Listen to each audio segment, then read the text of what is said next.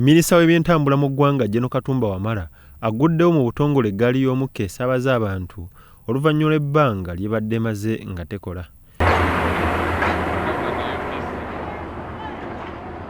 So far there are 5. These have been rehabilitated by our own team at Nalukolongo. I think some of you have ever been there. Nalukolongo was a very, very good workshop. It had been laid to waste. Our team, led by Engineer Kafero, under the direction of the MD, they have been able to, bring it to life. And this is what we are seeing, and many more will come.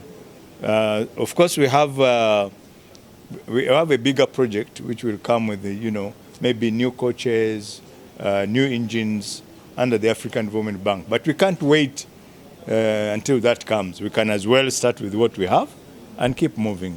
Minisita Katumba Wamala agamba baakusaabaza bannayuganda nga okuli amagenda n'amadda okuva e Kampala okudda e Nammanve n'okuva e Nammanve okudda e Kampala ng'ebisale bya 2,000 eza Uganda. Bye tuzaawo y'entambula y'eggaali y'omukka okuva wano ng'esaabaza abasaabaze okutuuka e Nammanve.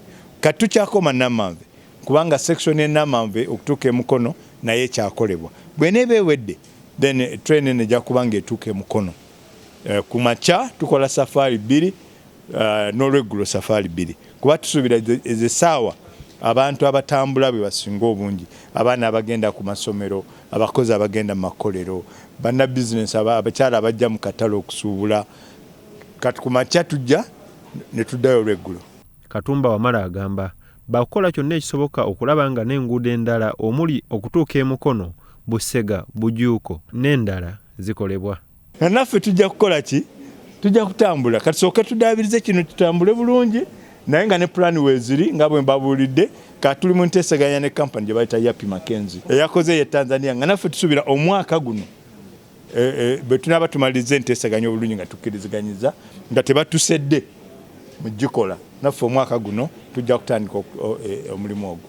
Asinzidde wano n'agumya bannayuganda nga bwe bali mu nteekateeka okutuuka ku mutindo ogw'ensi yonna. Bw'oba oyagala okukola okusuubula naddala nga Uganda bweri kati kubanga Uganda wano kati ebyamaguzi byonna kumpi ebya mu region we bituukira.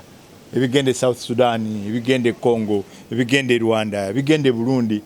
Kakati nga bwe tuba twagala okusooka okweyamba ffennyini mu ntambuza y'ebyamaguzi ebijja mu ggwanga lyaffe. N'ekyokubiri okuyamba bannaffe okutambuza ebyamaguzi byabwe. Tulina okuteekawo entambula ennyangu ate nga yasi ya bbeeyi nnyo. Wano akulira ekitongole eky'eggaali y'omukka David Musoke-Bulega akoodde bannayuganda okwettanira entambula eno kubanga eyanguwa ewatali kukola bubenje.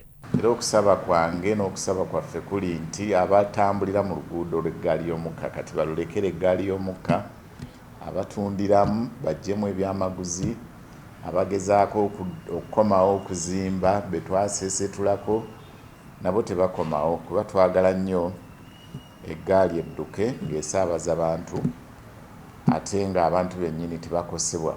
Bo abasaabaze be tusobodde okwogerako nabo basiimye gavumenti okufaayo eri abantu baayo. Ntambula nnungi era esobola okukola.